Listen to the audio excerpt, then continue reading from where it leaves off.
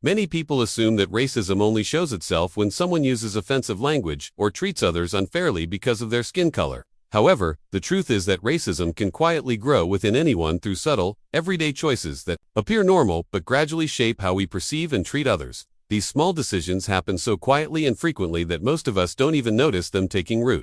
In this video, we're going to explore 5 common behaviors that people engage in daily without realizing that can slowly lead them to adopt racist beliefs. These aren't blatant actions like joining hate groups or shouting slurs. Instead, they are deceptive habits that blend into daily life and poison our thinking over time. What's truly unsettling is that kind, well-meaning people, those who love their families and help out in their communities, can still fall into these patterns. This means that no one is automatically immune. If we're not paying attention, any of us can slip into this mindset without ever intending to. The 5 behaviors we're about to discuss are already present in our surroundings at school, at work, in our neighborhoods, and even within our homes. Some of them might even be influencing you right now without your awareness. Each of these habits builds upon the others, forming a dangerous cycle that reinforces and deepens racist thinking. But there's hope once you recognize these behaviors. You can take action to prevent them from shaping your thoughts and those of the people around you. That's why it's important to watch this entire video without skipping. Each point connects to the next, and missing even one could leave you without the full understanding needed to break the cycle. If you're short on time, consider watching at 1.5x or 2x speed, but don't skip ahead. Every detail matters in learning how to protect yourself and others from developing racist attitudes. Let's begin with the first subtle behavior that can lead someone down this path. But before we dive in, here's a quick, funny story. A friend of mine was in an online argument about a news article, and when I asked him where he got his information, he proudly said, "It was on my Facebook feed." I laughed and replied, "Man, your Facebook feed is like your grandma's cooking. It only gives you what you already like." And that's exactly the issue we're about to talk about. The first behavior that contributes to racist thinking is relying on one-sided information. This happens when someone only consumes media, news, and entertainment that confirms what they already believe about race. Think about how apps like Instagram or TikTok work. They don't show you random content, they show you more of what you've already liked, shared, or watched. So if you interact with a video that shows a certain group negatively, the app will start feeding you more of the same. It's like having a friend who only shares stories designed to make you angry at a particular group over and over again. The troubling part is, most people don't even realize this is happening. They think they're seeing the whole picture, but in reality, they're stuck in what experts call an echo chamber. It's like being in a room where everything you say gets bounced back louder and louder, until your voice feels like the only one that matters. And this is how it starts. Often unnoticed but with very real consequences. Imagine someone comes across a news report about a local crime. If they consistently follow outlets that highlight crimes only committed by specific racial groups, over time, they may start to associate danger with those groups alone. They won't be exposed to the broader context such as actual crime data or the social and economic conditions that lead to crime. Instead, they'll be bombarded with the same narrow narrative so often that it becomes their personal version of reality. This is made worse by social media algorithms, which are built to keep users engaged by showing content that sparks strong emotional reactions. Emotions like fear, anger, and outrage keep people scrolling much longer than neutral or nuanced information. So, if someone engages with content about race, especially controversial or emotionally charged topics, the algorithm will keep feeding them more of it, often becoming more extreme each time. This creates a dangerous loop. The more intense the content, the stronger the reaction. The stronger the reaction, the more intense the content becomes. Eventually, content that would have seemed shocking a year ago starts to feel reasonable. Worse still, people start accepting misinformation as fact. Repeated exposure to false statistics or harmful stereotypes can make them feel real. Over time, these repeated claims begin to solidify as truth, even though they're based on opinion or outright fabrication. The most alarming part is that people caught in this cycle begin to think they're well-informed simply because they consume a lot of content. But in reality, their worldview is becoming narrower and more distorted. It's like trying to understand an entire room by staring through a tiny keyhole and believing you've seen it all. So, how can someone escape this trap? The first step is to broaden your sources of information. Seek out news and opinions from a variety of outlets, especially those that offer different cultural and racial perspectives. Read stories from journalists of different backgrounds. And don't shy away from content that challenges your assumptions or makes you uncomfortable. That's often where growth happens. Second, make fact-checking a habit. When you come across a racial statistic or an emotionally charged story, verify it using multiple credible sources. If something seems outrageous, it might be misleading or false. Third, Be honest about your own biases and actively work to challenge them. Escaping an echo chamber takes effort, but it's crucial for preventing racism from taking hold in your thinking. Consuming only what reinforces your current beliefs doesn't lead to learning. It leads to stagnation and prejudice. Now, consider a common scenario that plays out in many communities. A new family moves into the neighborhood, and they look different from everyone else. Instead of greeting them, neighbors peek through their windows, whisper, and avoid making direct contact. Assumptions are made not based on real interactions, but on TV shows, hearsay, and stereotypes. This leads us to the second subtle cause of racism: avoiding meaningful contact with people from different racial backgrounds. When people live in racially isolated communities or lack real relationships with individuals of other races, their understanding is filled in by fear, media portrayals, and unconscious biases. Without first-hand experience, the mind defaults to stereotypes. And this emotional distance creates the perfect breeding ground for harmful, distorted views, whether it's in neighborhoods, classrooms, or the workplace. When individuals mainly engage with others who share their racial background, they often begin to form an us versus them mindset. Other races can start to seem unfamiliar, distant, or even threatening, not because of any real interaction, but simply due to a lack of connection. Think about someone you once felt uneasy around before actually getting to know them. Maybe it was a stern teacher, a neighbor who looked intimidating, or someone with a very different lifestyle. But once you spent time talking with them, you likely discovered they were just another person, someone with emotions, dreams, challenges, and a story not so different from your own.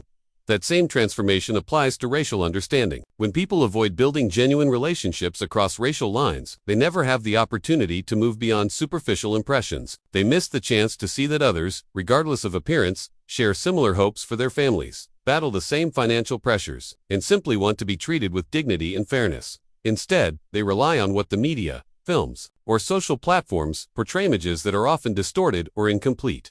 This issue is made worse by our tendency to stay in our comfort zones. It feels easier and more natural to socialize with people who look like us, speak the same way, or come from similar backgrounds. But this comfort eventually becomes a limitation, a barrier that stops us from expanding our worldview and connecting on a deeper level. And it's crucial to understand, brief, polite interactions don't count as meaningful contact. Smiling at a cashier, exchanging small talk with a coworker, or saying thank you to a delivery person doesn't provide real insight into someone's life. In fact, surface-level contact can sometimes reinforce stereotypes because people falsely believe they understand another group based on a few shallow encounters. True, meaningful connection happens when we share conversations about life, break bread together, collaborate on goals, talk about family, and invest in real friendships. That's when the false labels and assumptions begin to dissolve. We stop seeing people as representatives of a race and start seeing them as unique individuals. Yet many people still make excuses to avoid diverse spaces. They say things like, "I'm not racist, I just feel more comfortable with my own kind," or, "It's only natural to prefer people who are like me." But statements like these are really just disguises for fear and resistance to change. Choosing to remain in these silos isn't about comfort, it's about avoiding growth. It means rejecting the chance to understand others and clinging to ignorance rather than stepping into empathy. And in doing so, people miss out on powerful opportunities to broaden their perspective, to build rich and meaningful friendships, and to develop the kind of understanding that breaks down prejudice. So, how do we start creating those meaningful cross-racial relationships? It begins with being intentional about where we spend our time.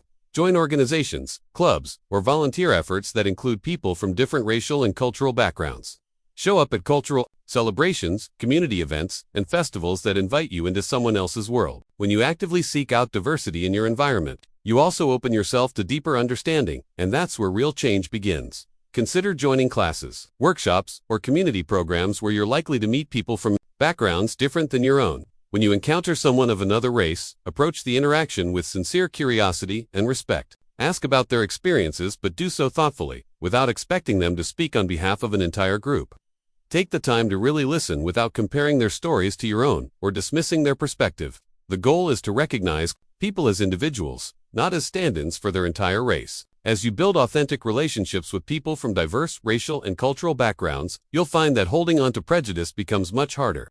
It's difficult to harbor hate or fear toward an entire group when you know, care for, and respect real individuals within it. Also, if what you're learning here is challenging the way you see things in a good way, don't forget to hit that subscribe button. Supporting content like this helps us continue sharing ideas that push people to grow, reflect, and understand the world more deeply. Now, What I'm about to discuss might make you uncomfortable, and that's exactly why it matters. The third hidden behavior that gradually leads people toward racist thinking is something that happens all the time, in everyday places, around dinner tables, during casual chats at work, at parties, or even in text groups. It's the moment when someone tells a racially insensitive joke or makes a sweeping generalization about a racial group, and no one speaks up.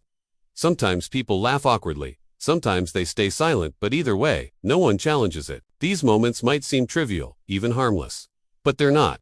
In fact, they're incredibly harmful. Here's why. Every time someone makes a racist comment or joke and it goes unchallenged, it sends a message that those ideas are acceptable. Humor is powerful. When we laugh at something, we're validating it, we're giving it a stamp of approval. So, when racist humor is met with laughter or silence, it normalizes bigotry. It tells everyone in the room, consciously or unconsciously, that this way of thinking is okay here. And that's how harmful stereotypes and prejudices quietly spread from one person to the next.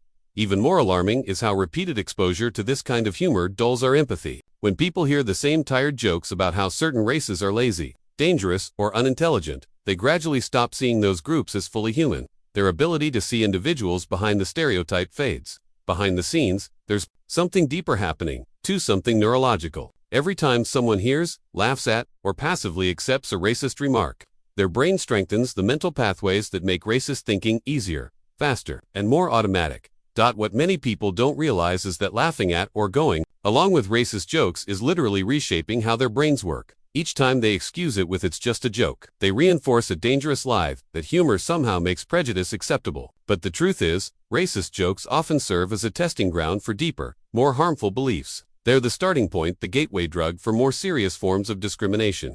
When that kind of humor becomes normal in a group, it creates a toxic environment where people of different racial backgrounds feel unwelcome, unvalued, and unsafe. It sends the unspoken message that they don't belong, that they aren't equals, and that their humanity isn't recognized. This kind of culture drives people apart, reinforces racial divides, and makes meaningful interaction even less likely. And the impact doesn't stop at jokes. People who regularly engage in or tolerate racist humor are statistically more likely to discriminate in real life. They're more likely to make biased decisions in hiring, more likely to support discriminatory policies, and more likely to treat people unfairly based on race. What starts off as just joking quickly morphs into real beliefs, and those beliefs, over time, turn into real-world actions. The saddest part, most people who contribute to this behavior don't see themselves as racist. They think they're just being edgy or trying to be funny, when in fact, they're actively reinforcing a system that promotes racial inequality and spreads harmful ideologies. So how do you handle these situations when they arise?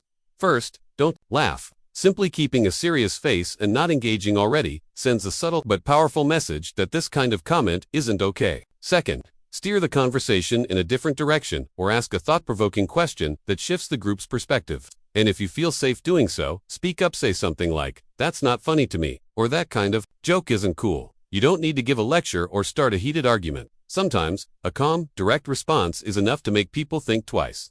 The key thing to remember is that every moment you encounter racist humor, you have a choice. Your reaction, whether silence, laughter, or resistance, contributes to either the problem or the solution. When you stop enabling racist jokes and start challenging them, you're not only protecting others, you're preserving your own sense of integrity and humanity. You're choosing to stand for dignity, respect, and fairness over division and hate.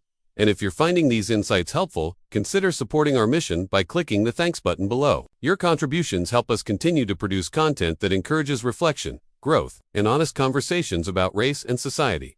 Now let's move into the fourth behavior that often leads ordinary people down the path of racism. This one is particularly dangerous because it develops so subtly that most people never even realize it's happening. It's a mindset that has divided communities, broken friendships, and even turned peaceful neighbors into bitter opponents throughout history. The fourth behavior is using race as a scapegoat for personal or societal problems. This is when people, instead of taking accountability for their own challenges, direct their frustration and resentment toward other racial groups. Imagine someone who's been out of work for a long time. Rather than evaluating their own resume, experience, or job search strategy, they start to believe a harmful narrative that people of other races are stealing the jobs they want. This way of thinking deflects personal responsibility and places the blame on others, creating an illusion of explanation without offering real solutions. Many people convince themselves that the reason they're not succeeding in life is because of things like affirmative action, immigration, or some other race-related factor. This kind of blame shifting is deeply harmful because it stops individuals from taking ownership of their own lives. When you place the responsibility for your struggles on other racial groups, you're essentially giving up your power to change your circumstances instead of being the hero of your own story, capable of overcoming obstacles. You become a passive victim, stuck, angry, and powerless. This mindset plays out in entire communities, too. When neighborhoods face rising crime, underperforming schools, or economic decline, it's often easier for people to blame those who look different than it is to examine the complex, often uncomfortable, realities behind those issues, things like underinvestment, job loss, or systemic inequality. It's more convenient to assign blame than to roll up our sleeves and work together on real solutions. Unfortunately, politicians and media figures have learned to take advantage of this impulse. They understand that fear and frustration can be powerful tools for manipulation. So they push narratives that fuel racial division, convincing people that their problems stem from those other people. This creates a false narrative of us versus them, tearing apart communities that should be united by shared challenges, like putting food on the table, raising families, and building a better future. Instead of recognizing our common humanity, people start seeing other races as enemies or obstacles. The dangerous part is that this kind of scapegoating feels good at least temporarily. It offers a quick hit of moral superiority and self-righteous anger. It gives people someone to blame, which is easier than doing the hard work of change, growth, and problem solving. Over time, some even become emotionally attached to the idea of being victims of racial injustice, even when the real source of their struggles has nothing to do with race at all. This victim mentality often leads people to support leaders and policies that target racial minorities even when those policies don't improve their own lives. They'll vote for politicians who promise to protect them from other races, even though those leaders offer no meaningful solutions for real issues like healthcare, jobs, or education. The heartbreaking irony is that racial scapegoating blinds people to the actual causes of their problems. It distracts from the opportunities they could be using to grow, learn new skills, build stronger relationships, or shift their mindset. To recognize when racial scapegoating is happening, pay attention to the language being used. Be wary of overly simplistic explanations for complex issues that center race as the root cause. If someone insists that people who look different are the reason for all their problems, take a step back and question that narrative. Ask yourself, what can I do to improve my circumstances? What skills could I learn? Who can I connect with to build something better? What actions can I take today to move forward? Rather than spending energy on anger and resentment, channel it into personal growth and community development. That's how real change begins, by shifting the focus from blame to action. True progress begins when people of all racial backgrounds come together to tackle the real challenges affecting everyone. Issues like economic inequality, underfunded schools, broken systems, and ineffective leadership. The root of most people's struggles isn't race, but the policies and structures that keep entire communities at a disadvantage.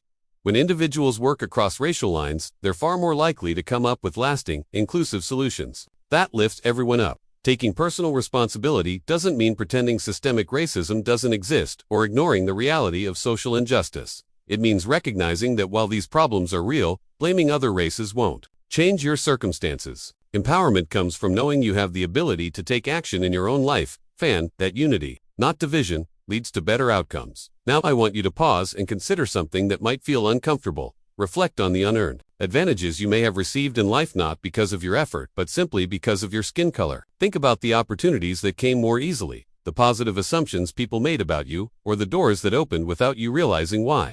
This brings us to the fifth and final force that often drives people toward racism: the refusal to acknowledge racial privilege and the lasting impact of history. This denial occurs when people insist that race has played no role in their success, or when they reject the idea that past injustices still shape present realities. Often, people fear that admitting racial privilege somehow invalidates their hard work or suggests they didn't earn what they've achieved. But that's not what privilege means. Having privilege doesn't mean you didn't work hard. It means your race didn't make the path harder. It means you didn't face certain systemic barriers that others continue to battle every day.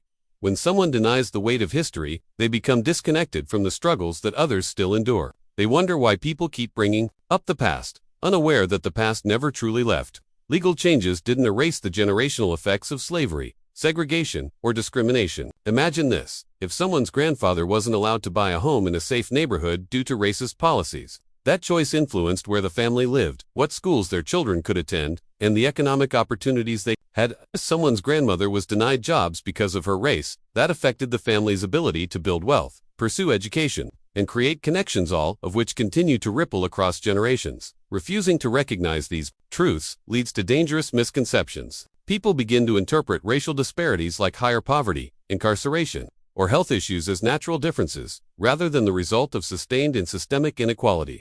This mindset fuels the belief that some races are inherently more capable than others. You'll hear things like, "If racism still exists, why haven't they fixed it by now?" Or "My ancestors had it rough too, and we're fine." But these arguments ignore the distinct, targeted, and ongoing nature of racial oppression. They compare unrelated experiences while glossing over the depth and duration of injustice endured by specific racial groups. In the end, this kind of denial builds a false sense of superiority, one that distances people from empathy and keeps the cycle of inequality alive. Many people come to believe they are more hardworking, more responsible, or more deserving than others, without acknowledging that certain advantages may have come their way simply because of their race.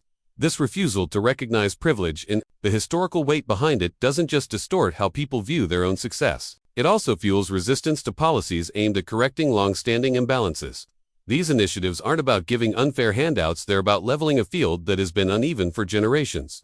Understanding racial privilege doesn't require guilt or shame. It calls for honesty and self. Ask yourself, when you've walked into a job interview, applied for a loan, or moved into a new neighborhood, did assumptions work in your favor? Were your experiences shaped by positive biases others might not receive? Learning about the histories of marginalized communities and the systemic barriers they've faced is key to understanding why racial disparities still exist. Listening without defensiveness and truly hearing the struggles of others helps build empathy. Being aware of your advantages means using them to uplift others, whether by speaking out when you witness injustice or by creating opportunities in places where access is often denied. Acknowledging privilege isn't about apologizing for who you are. It's about helping build a more just society for everyone. Once you've identified the 5 patterns that shape people into holding racist views, consuming biased narratives, avoiding diverse contact, normalizing racist humor, scapegoating other races, and denying privilege, you're faced with a choice. You can ignore what you've learned and continue with old habits, or you can actively choose to break the cycle. Let's be clear, continuing those behaviors doesn't just reflect ignorance. It means you're reinforcing a mindset that keeps racism alive. These 5 habits act like puzzle pieces that, when combined, trap people in a smaller, more fearful, and less compassionate version of the world. But racism is not an inborn trait, it's taught, which means it can also be unlearned. You have the power to shift your mindset, to embrace understanding over fear, and to connect rather than divide. Begin by broadening your information sources, challenging assumptions, and exposing yourself to stories outside your comfort zone. That's how change begins, and how healing becomes possible. Second, immerse yourself in diverse environments, and actively build genuine relationships across racial lines. Third, refuse to participate in racist humor, and instead, take a stand when you hear it, whether through silence, redirection, or a calm but firm objection. Fourth, take ownership of your challenges rather than blaming other races for personal or societal setbacks. Fifth, recognize the privileges you may have and educate yourself about the historical forces that continue to shape racial disparities today. When you see friends or family falling into these harmful patterns, approach them with empathy rather than judgment.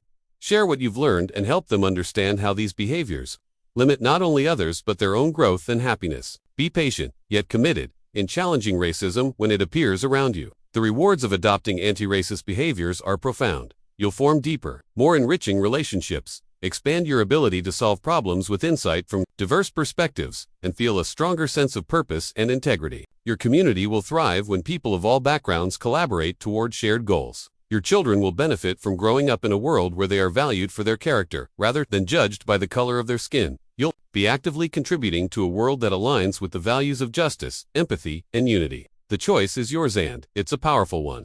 Choose love and understanding over fear and division.